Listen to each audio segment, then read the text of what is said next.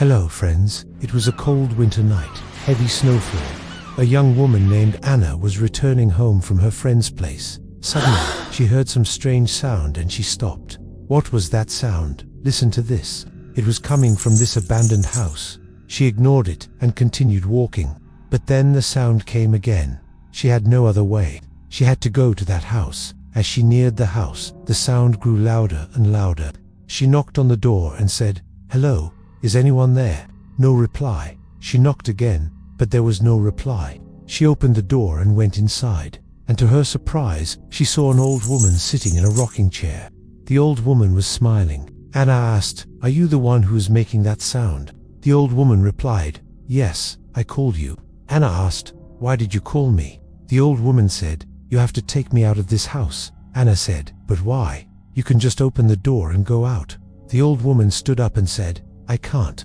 There's something in the backyard that won't let me go." Anna got scared, but still she went to the backyard. There was heavy snowfall, so the footprints were clearly visible, and she saw a woman's footprint. She went inside the house and told the old woman, "Don't worry, I'll be back." But as soon as she stepped outside, she slipped and fell on the ground. She tried to get up, but she couldn't.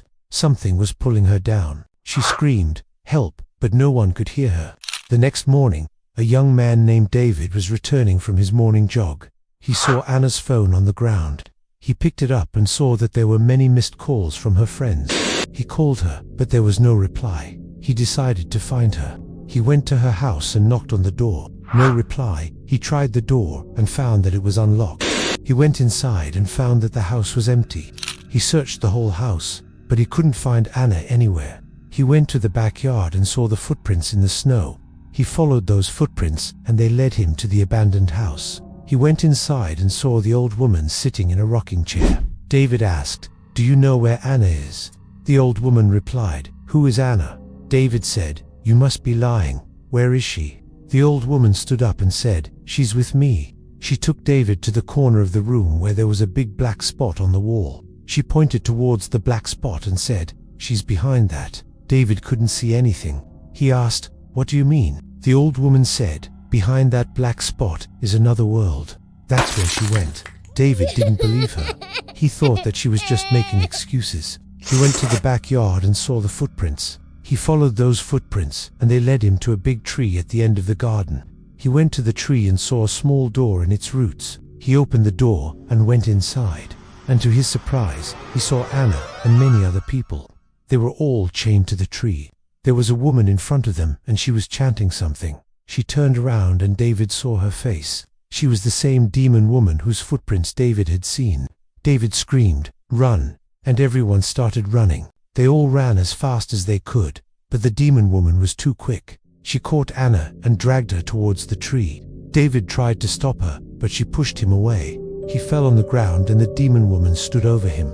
She said, "You shouldn't have come here." David replied, "You will pay for what you have done."